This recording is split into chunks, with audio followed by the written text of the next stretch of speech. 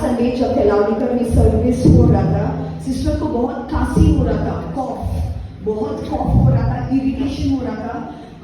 लेकिन मीटिंग होने के बाद सिस्टर ने आपसे बोला कि थोड़ा प्रार्थना करने के लिए, क्योंकि बहुत कॉफ हो रहा था, बहुत इरिटेशन हो रहा था, बाकी के लोगों को भी बहुत इरिटेशन हो रहा था। उस दिन के बाद थोड़ा कॉफ थोड़ा कम हो गया था।